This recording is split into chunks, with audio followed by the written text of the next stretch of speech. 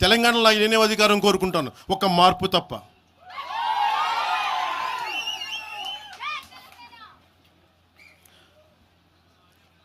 జనసేన ప్రయాణం తెలంగాణలో మొదలైంది. నేను మీకు ఏ సమస్యకైనా సరే నేను కూర్చోబెట్టి మా నాయకులు ఒకటే చెప్పా, మీరు సమస్యల మీద పోరాడండి. నాకు బాగా ఇబ్బంది కలిగించే అంశం ఈ మధ్యన పదే పదే చూస్తూ ఉన్నాను. మాట్లాడితే ఆంధ్ర ఆంధ్ర ఆంధ్ర అని చెప్తా ఉన్నారు. తెలంగాణ ప్రజలకి ఆంధ్ర మీద విద్వేషం లేదు, తెలంగాణ నాయకులందరికీ విద్వేషం లేదు. తెలంగాణ ఏర్పాటు కావాలని కోరుకున్నారు, కానీ ఆంధ్ర ప్రజల మీద ఎక్కడా విద్వేషం చూపించలేదు. నిజంగా తెలంగాణ ప్రజలు కానీ మొత్తం తెలంగాణ నాయకులు కానీ విద్వేషం చూపించి ఉంటే ఈ రోజున ఒక్క ఆంధ్ర ప్రాంత వ్యక్తి కూడా ఇక్కడ తెలంగాణలో ఉండలేడు. ఇది తెలంగాణ తాలూకు ప్రేమ, తెలంగాణ ప్రజల తాలూకు ప్రేమ. ఇవన్నీ ఎవరు మర్చిపోరు. నాకు ఈ మధ్యన వస్తా ఉంటే, నువ్వు హైదరాబాద్లోకి ఎలా అడుగు పెడతావు, నీకు హైదరాబాద్లో ఏం పని, ఇది నేను ప్రత్యేకించి చెప్తా ఉన్నా. మీరెవరైనా నన్ను బెదిరించడానికి, బెదిరించే వాళ్ళు మీ అయ్యే జాగీరా తెలంగాణ?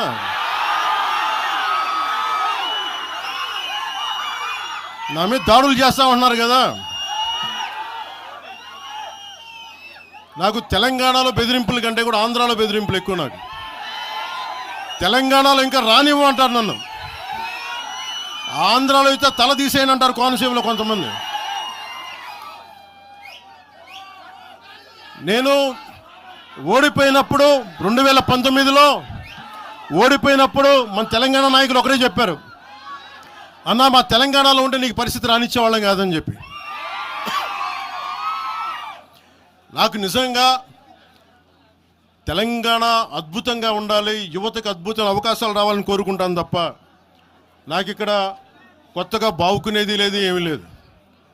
బెదిరించే వాళ్ళందరికీ ఒకటే చెప్తున్నాయి. నా ఇంటి ముందు ఎందుకు పెట్టానంటే, ఎవరన్నా దాడి చేయాలంటే సంతోషంగా ఇదే నా ఇంటి అడ్రస్, అది మీకు తెలియదు. నాకు అలాంటి భయాలు లేవు. నాకు బాంఛన్ కాల్మొక్తా, బాంఛన్ సారు కాల్మొక్తా అనే ఉద్దేశం ఉంటే పార్టీ ఎందుకు పెడతామా? అంత భయపడేవాళ్ళంతా పార్టీ పెడతామా? మీ ఇష్టానికి మాట్లాడితే మేము భయపడాలా? ఏ రోజున ఒక్క మాట మీకు కేసీఆర్ గారి గురించి కానీ ఇన్ని సంవత్సరాల్లో 12 సంవత్సరాల్లో ఒక్క తెలంగాణ నాయకుడిని ప్రభుత్వం ఏర్పాటు చేసినప్పటి నుంచి ఈ రోజు దాకా ఒక మాటంలా. ఇంకా మా వాళ్ళు తిడతా ఉండేవాళ్ళు, నువ్వు మెత్తబడిపోయి ఏం మాట్లాడలేదని. అడగండి ఒకసారి, అందరిని పేరు పేరున ఒక్కొక్కరిని అడగండి. నీకు పౌరుషం చచ్చిపోయిందా? పౌరుషం చావలా, తెలంగాణ మీద ప్రేమ చావలా. అది తప్పుగా అర్థం చేసుకుంటారు. మీరు అర్థం చేసుకుని నేనేం మాట్లాడను ప్రస్తుతానికి అని చెప్తా. ప్రజలు కోరుకున్నప్పుడు నేను మాట్లాడతా. ఎంత కమిటెడ్గా ఉన్నాను తెలంగాణ కంటే, జనసేన మా వాళ్ళందరూ ఎదురు చూస్తున్నారు తెలంగాణలో జనసేన ఎదగాలని. నేను ఒకటే చెప్పా, ప్రజలు కోరుకునే వరకు మీరు ముందుకు తీసుకెళ్ళండి అని చెప్పి నేను జర్నలిస్ట్ కాలనీలో ఉన్న తెలంగాణ జనసేన పార్టీని కూడా నేను తీసేసాను. మొత్తం హెడ్ క్వార్టర్స్ అంతా మంగళగిరిలో పెట్టిన. నాకు అంత కమిట్మెంట్ తెలంగాణ మీద. ఎందుకంటే నాకు రెచ్చగొట్టడం ఇష్టం లేదు, తగ్గి మాట్లాడా. మీరు ఎన్ని హింసించినా, మీరు ఎన్ని మాటలు మాట్లాడినా, ఆంధ్ర కొడకని తిట్టినా, అరే నా గుండెల్లో తెలంగాణ ఉంది, మీరు ఎన్ని తిట్టినా నేనేం పట్టించుకోను. వైసీపీ నాయకులు, క్రిమినల్ గ్యాంగ్స్ చాలాసార్లు నాకు బెదిరింపులు ఇచ్చినాయి. దానికి మించిన బెదిరింపులు నిజంగా నాకు తెలంగాణ నాయకులు ఇలా. వైసీపీ గుండాలు ఇచ్చిన బెదిరింపుల కంటే కూడా, చంపేస్తామని బెదిరింపుల కంటే కూడా నాకు తెలంగాణ ఎప్పుడు ఇవ్వలా. అసలు ఈ గొడవ అంతా ఎందుకు స్టార్ట్ అయింది? ఈ గొడవ అంతా ఎక్కడ స్టార్ట్ అయింది? ఒక ఎనలిస్ట్, ఒక విశ్లేషించే వ్యక్తి, ఆయనంటే నాకు గౌరవం, ఆయన మీద నాకు గౌరవం ఉంది. ఆయన తీసుకుపోయి ఓ మీడియాలో మాట్లాడతా అమిత్ షా గారి గురించి మాట్లాడారు. అమిత్ షా గారు నేను మాట్లాడుకున్నామంటే ఆయన విన్నారంటే ఆయన కూర్చొని తప్పుడు మాటలు మాట్లాడితే దాన్ని ఖండించే. నా మీద మనకు మాట అంటే మన జన సైనికులు ప్రతి చోట ఏదో కూర్చొని ఒక కేసులు పెట్టారు కూడా నాకు తెలియదు. తెలిసిన వెంటనే చెప్పాను, అవన్నీ వదిలేనని చెప్పాను నేను. అవన్నీ మళ్ళీ ప్రెస్ క్లబ్లో పోయి మీరు తిడుతూ ఉంటే, ప్రాంతీయ విద్వేషాలు రెచ్చగొడితే దాంట్లో కూర్చోబెట్టి ఎంతకాలం చేస్తారు? 12 సంవత్సరాలు తెలంగాణ వచ్చిన తర్వాత ఇంకా తెలంగాణలో ఉపాధి లేకపోయినా ఏమి లేకపోయినా దానికి ఆంధ్రుడే కారణం, దానికి పవన్ కళ్యాణే కారణం. పరిశ్రమల్లో ఈ లెక్కల్లో ఇంక మీరు ఎప్పుడు మీరు ఎన్ని చేసినా ప్రతిదానికి ఎక్కడో చోట తెలంగాణ ప్రజలు ఇది గ్రహించాలి. ఉద్యోగాలు రాకపోయినా, ఉపాధాలు రాకపోయినా ప్రతిదానికి ఆంధ్రోడు కారణం అంటే ఆంధ్ర ప్రజలు నిజంగా ఎందుకు వస్తారు ఇక్కడికి? తెలుగు చిత్ర పరిశ్రమ ఎందుకు వచ్చింది? ఎక్కడో మద్రాసులో ఉన్న తెలుగు చిత్ర పరిశ్రమ ఇక్కడ రావడానికి కారణం తెలంగాణ ప్రత్యేక రాష్ట్రం కావాలని కోరుకున్న నాయకులు చెన్నారెడ్డి గారు తీసుకొచ్చారు ఇక్కడికి. ఆయన తీసుకొచ్చారు ఇక్కడికి. 50 సంవత్సరాలు కలిసి ఉన్న రాజధాని ఇక్కడ సడన్గా పోయి మీరు ఇక్కడ రాకూడదు అని కొంతమంది నాయకులు, తెలంగాణ ప్రజలు వేరు. నేను మొదటి రోజు నుంచి చెప్తా ఉన్నా, పాలకులు వేరు, ప్రజలు వేరు. తెలంగాణకి అన్యాయం చేసిన పాలకుల్ని, దాంట్లో పవన్ కళ్యాణ్ కూడా వాడిని కూడా ఉరిదీశాను పర్లా. పాలకులు వేరు, ప్రజలు వేరు. మీరు పాలకులను తిట్టుకున్న ప్రజలను తిడితే, విద్వేషాలు రెచ్చగొడితే ఈ దేశం ఎటుపోద్ది? సూరత్లో తెలుగు ప్రజలు ఉన్నారు. రేపొచ్చిన గుజరాతీ మనుషులందరూ గుజరాతీస్ అందరూ కూర్చొని తెలుగు వాళ్ళు ఇక్కడ ఉండకూడదంటే కుదురుద్ది అక్కడ? నాందేడ్లో ఉన్న తెలుగు వాళ్ళు, షోలాపూర్లో ఉన్న మన తెలంగాణ తెలుగు వాళ్ళు అందరూ కూర్చోబెట్టి మా మహారాష్ట్రీయులు తిరగబెడితే ఏమవుద్ది? దేశం నిలబడద్దా? దేశం ఒకటిగా ఉంటుందా? ఎంతకాలం తిడతారు? ఎంతకాలం? నేను అమిత్ షా గారిని అన్నారని చెప్పి నేను మాట్లాడగానే కూర్చోబెట్టి దానికి చిలవలు పలవలు చేసి నాకు తెలంగాణ అంటే పడదు, నాకు వీళ్ళంటే పడదు, వాళ్ళంటే పడదు, ఇన్ని సంవత్సరాలు 12 years కూర్చోబెట్టడం మేము ఒక చెరువుని కబ్జా చేసామంట. నాకేం పనిలేదా? నిజంగా మీరన్నట్టుగా కబ్జా చేస్తే ఇల్లు తగలబెట్టారా? నాది వచ్చి మీరు ఉంచుతారా నన్ను? ఒక్కొక్కళ్ళు కూర్చోబెట్టి 111 జీవోలు ఏమేం చేశారు అటు చూసిపోండి, అటు చూడండి.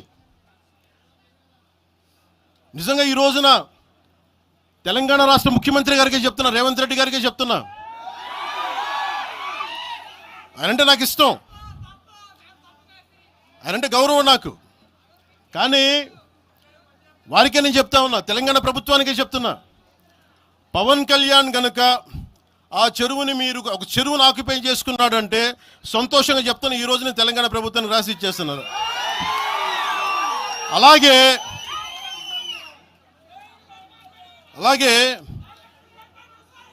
లెఫ్ట్ మేము వామపక్షవాదులు అని చెప్పి ఒక ఎనలిస్ట్ మాట్లాడతా, ఇది ఎలా ఉంటుందంటే, ప్రపంచ కార్మికులారా ఏకం కండి అని చెప్పే వామపక్ష భావజాలం ఈ రోజున ప్రాంతీయతకు వచ్చింది. ఆ వామపక్ష భావజాలం చెప్పే వ్యక్తి అనలిస్ట్ ప్రకారం ప్రపంచ కార్మికులారా ఏకం కండి చెప్పే వామపక్ష భావజాలం ఈరోజు ఎక్కడికి వచ్చింది? ఆయన చెప్పిన విధానం ప్రకారం ప్రాంతీయతకు వచ్చింది. కమ్యూనిజం ఎందుకు చచ్చిపోయిందంటే ఇలాంటి వాటి వల్ల చచ్చిపోద్ది. ఈరోజు గద్దర్ గురించి మాట్లాడతారు. బండెనక బండి కట్టి 16 బండ్లు కట్టి ఏ బండిలో పోతాం నిజాం సర్కార్ ఓడా అంటే అది ఈరోజు మాకు వచ్చిన ప్రేమ కాదు. మాకు అది నా చిన్నప్పుడు చెప్పాను ఆ మాట, తర్వాత ఫస్ట్ మీటింగ్లో చెప్పా. గద్దర్ గారు బతికున్నప్పుడు మీరందరూ ఏమయ్యారా? గద్దరన్న బతికున్నప్పుడు మీరందరూ ఎక్కడున్నారు? గద్దరన్న వెన్నులో బుల్లెట్లు దిగితే గద్దరన్న నా దగ్గరికి వచ్చాడు.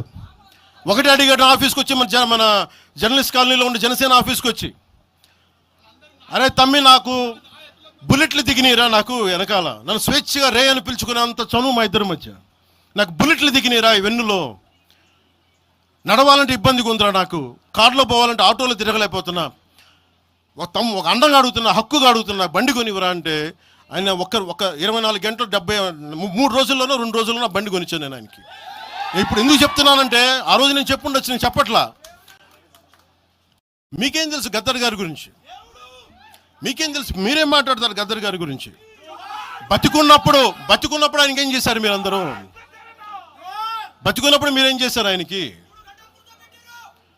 మీరు పర్మిషన్ ఇవి కూడా ఇవ్వాలా? మీరు ఒక్కళ్ళు మాట్లాడలా?